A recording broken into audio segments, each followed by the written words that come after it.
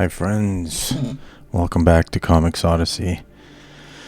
I feel it's been a while since we've done a video like this, so I'm indulging myself. We have the first story arc of Spirit Girl here. It's what I've been up to for the past 2.5 years. Just want to take a moment to kind of reminisce and kind of talk about the books, the story, and hopefully in so doing maybe convince you to give it a try. Spirit Girl 4 is available for sale. The link will be below, and I'm also including the links for Spirit Girl 1, 2, and 3 as a bundle, downloadable digital bundle. So if you want to catch up on the story. However, Spirit Girl 4 is a full story. You don't need to have read the previous stories to really jump into it. Plus, I got a story so far thing at the beginning. So you can read, the summary of Spirit Girl 1 to 3. But even if you didn't do that, you'd be able to put it together. Basically, panel 1 sums up what the conflict is. Panel 1, 2, your conflict is right there. You can jump right in the story. I've been reading a lot of Bronze Age era comics, so late 70s, early 80s, and back then the collected edition, digital distribution, all that was not available. It was all based on single issue comics. So if you bought issue X of Legion of Superheroes, that might be the first issue of that title that you get. And because distribution was spotty, you might not get the next issue. You might only get 3 issues later.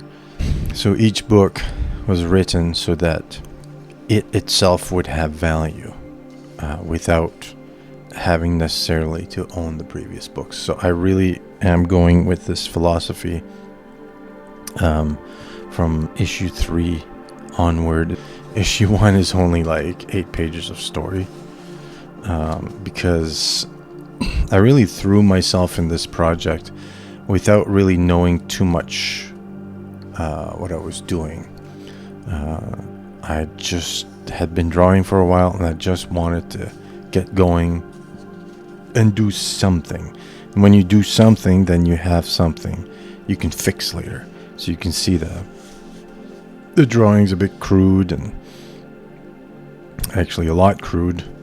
And it's a thin, it's basically just an opening gambit of the story. Establishes the main conflict.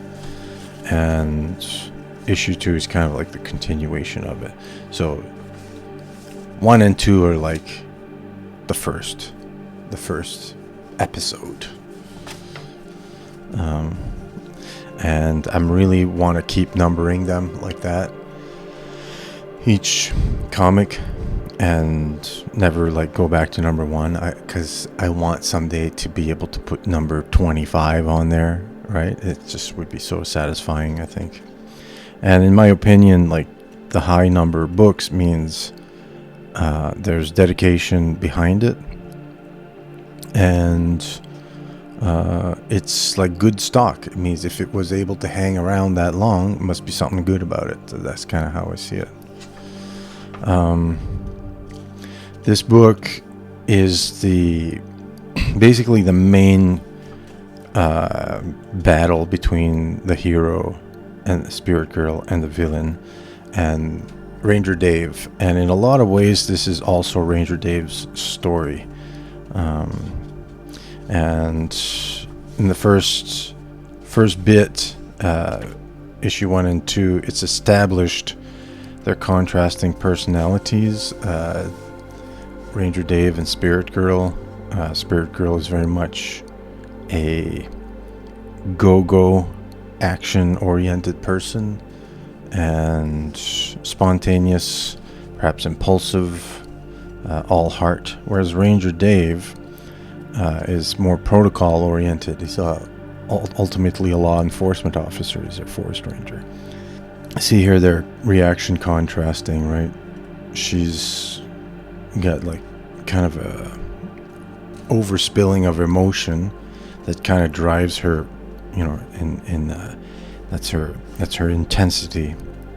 Whereas Ranger Dave is considerably more stoic, kind of a bit more reserved. But early on, Spirit Girl gets tested on this, and we see what happens. You know, how she changes by the end, and then also Ranger Dave gets tested, and he changes as well. You can see clearly from the first issue, you know, as opposed to the next issue. The artwork is, you know, there's a big improvement on the art front, but the improvement on the writing is more behind the scenes kind of thing. Everything I've learned here will go into issue 5, and we'll have kind of a bit of a reboot. Another thing that changed is that evolved is the logo, which started as just a drawing of a man on a backpack on a hiking trail, which represents the Odyssey, right? The comics Odyssey. And then it's evolved into a boat with a sail that is a word balloon. And I prefer the medallion shape. A bit like DC Comics, you know. And then I just cleaned up the boat, and I evolved the sail to have a cross mullion, it's called. I think some people refer to it as Crusader Cross.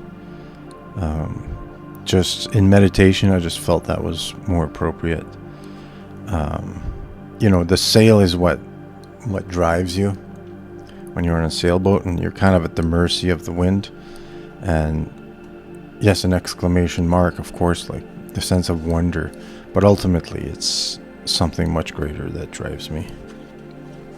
Another thing I featured in this one, what I really liked in issue 3 that I think a lot of people didn't read, is the classified ads. They're fake classified ads from the weekly paper of the small town of Hairy Bear. Now, I have a bit of a personal reason for liking this. This was one of my first jobs in graphic design after I finished my schooling in graphic design, was working for a local weekly paper, and there were classifieds like this. And it reminds me of doing that sort of layout work, right? And small town concerns, you know, used cars,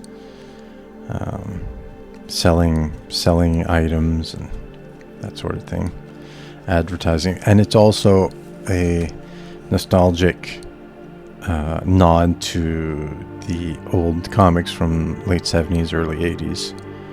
You'd have these mail-in order exercise regimens you could buy. So for instance, like martial arts ad, but this is an ad for a martial arts school in Hairy Bear. But this is like, I took even these images from public domain comics. You know, get buff, earn cash, respect, and hot babes. Works even for couch-bound weaklings. This iron-fueled system is scientifically designed to forge iron muscle. Get results fast. And of course, a crossword. Issue 1 and 3. I did not include it on issue 2, and then someone said, why wasn't there a crossword? So now I'm including a word puzzle on every comic. But issue 4, what I added was, a thank you thank you write-up. I felt that after, this many years of working on it without indulging myself a thank you column, I did that, and a write-up on like what's next for Spirit Girl. So yeah, on the back page I did Spirit Squad fan mail. So that's my beautiful wife Shayla. She came up with that name, Spirit Squad. And I got a letter, a fan letter, and I got some comments from people, which I turned into a letter, and of course kept them anonymous, and cut out anything that might be considered, private. And I put it in there, so I could respond, right? So it's an opportunity to invite people to make it more of a two-way thing, and without, the instant gratification addiction thing of the internet. I love the letters pages in old comics, so I'm hoping this will take off and I'll get more letters about this issue of Spirit Girl. I printed out a bunch of these. I made 20 available in printing in full color like this. I'm seeing the ink cartridge levels go down really fast, whereas in black and white it's only the one cartridge that one and a bit of the red, right? They go down. So I am calculating that every book is costing me probably about $10 to print, and I'm charging $6, right? So for future issues, I am thinking, now I'm not going to guarantee it, but I'm thinking what I'll do is I'll publish it as a comic strip, a weekly strip on Substack and Comic Fury. And then it'll be in the 9-page grid, 9-panel grid, kind of like this. Right? 3 panels. So I can publish this part as a strip, this part as a strip, this part as a strip. So once I've got the whole book written and thumbnailed, it can be, one morning I draw, the next morning I ink, the third morning I color, morning 4 I letter, and morning 5 I publish, right? So that's a week, and then I can use day 6 as to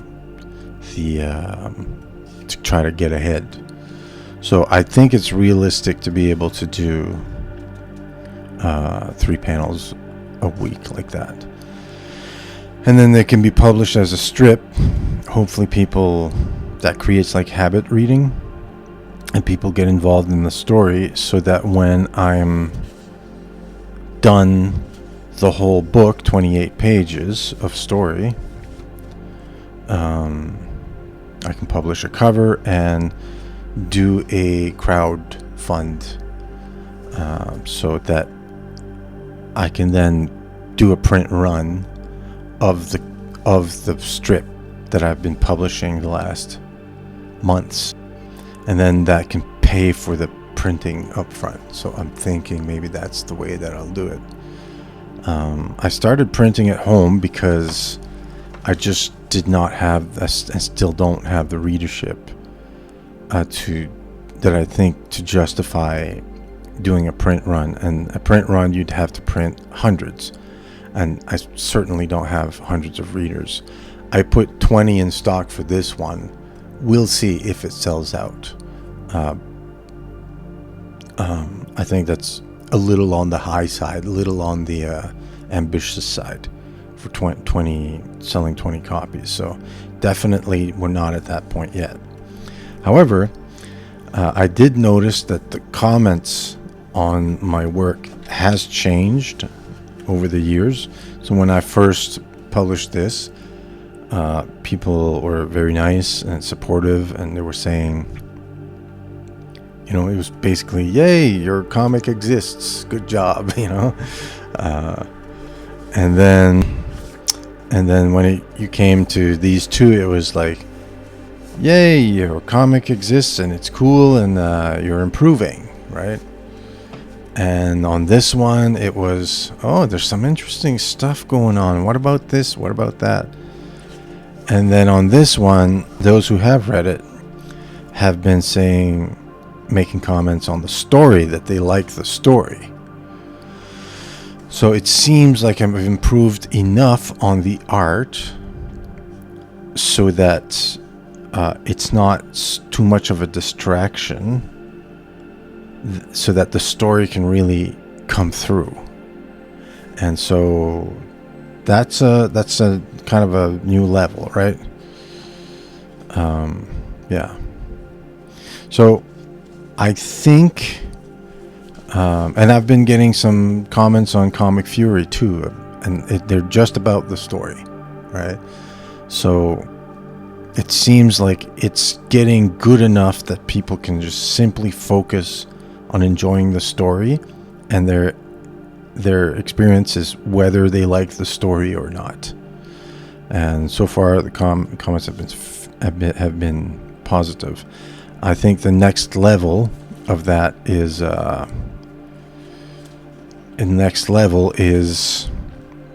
people not just saying they like the story, but then doing speculations on the characters, having character preferences. They hate the villain, that sort of thing. So I think that would be the next level, right? So we'll see how it all goes. Let's see. Do I have anything else I needed to say? Get the book. I mean, I actually am really proud of this book. This one, number 3, was when I felt like, okay, I finally got to the level where this is a comic. This actually, I've made a comic book. Here's like I was trying to, right? I was struggling. Still tons to learn and a lot of improvement to make. But when I looked at this, when I held it and read it, I was like, okay, no, I actually made a comic book. So, and here, it's the same feeling, but now I'm thinking, I've just made a better comic book, and I'm thinking about, okay, I gotta roll up my sleeves and get serious about, like the story, and making sure it all works together. And it's exciting because we're deepening, we're going deeper. Like in issue 5, it's going to be the town of Hairy Bear, the people of Hairy Bear. So we're going to be expanding, like this page here, we're introducing a character, right? So now it's a little bit intimidating because I have to not mess that up. Like this character actually has to be interesting. I'm juggling more things and more things to remember. And this character represents a certain thing within the whole world of Northland. And that's, for me, I know when I drop this, I know that what it means, and it's like, okay, now there's work to do. Like I have to actually pull this off. I can't just drop this guy and forget about him. He comes with a whole thing, right? So, and there's some world building. This is not a police station, it's a Crown Watch station. And so there's going to be, and so this guy's obviously not a regular guy. He's got a different, like an odd skin color. It's got kind of purplish gray, and he's got some kind of tattoo on his eye. And this is all, and now we're introducing the family. And I know, like, each of these things, I'm not just plopping them there. They're all meant to mean something, right? And things happen in this book, and it kind of moves the status quo around. So there's going to be repercussions that all have to be dealt with if the reader is to be satisfied and engaged. So a little bit intimidating, kind of exciting. So after this, as I put in here, I'll be taking a break from grinding page after page after page. I am tired from work, and I didn't stop even though work was really difficult. I did not stop working on this. The color off, obviously, I think is really going to catch the eye more, but coloring a whole 20-page comic book in one go like that,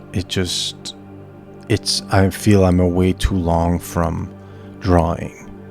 And so I think switching to the weekly strip thing, then at least like every week I'm doing several days of drawing and only one day of coloring, kind of thing, right? So I keep cycling through the skills. Yeah, without really knowing what people are interested in, I'm not too sure what to say in these videos, so I just kind of say what I'm interested in. I have some favorite pages.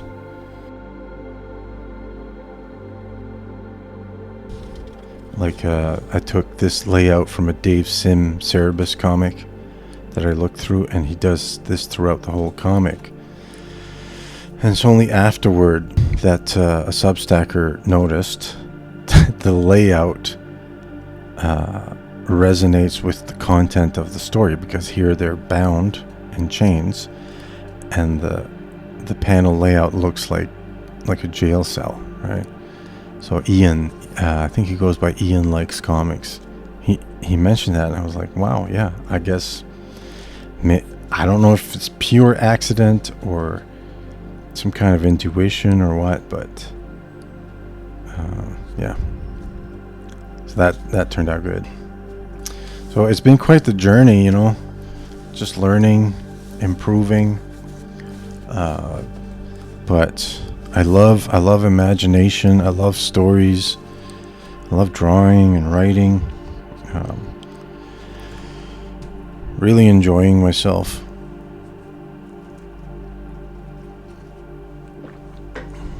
And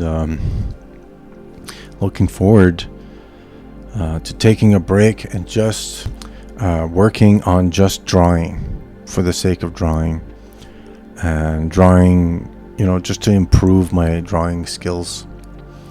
And to give time for a rest so that the ideas can really brew, so that I can jump into issue 5 and sort of reboot the story, in the sense that everything I've learned over the last 2.5 years, I'm going to apply, and some things I can't really apply what I've learned without changing some things. For instance, like her name. Her name's too long. I want less syllables. I named her something.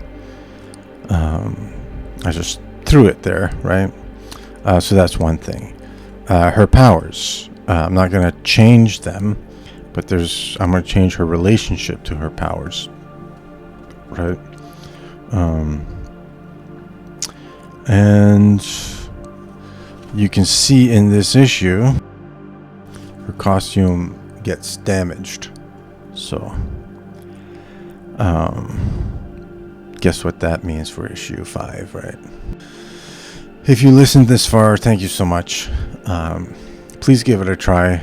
The comic, I believe it's a good story, and finally, I'm not alone so much in that belief. There's people who are reading this and are also thinking it's a good story, and there's new people who are picking this up, who don't necessarily have the loyalty incentive to give positive comments. They're more close to an objective perspective, and they are encountering this more for the first time, and they're enjoying it. So there is something here. There's something going on here that's worth looking at. So once again, thank you, and see you in the next one. God bless.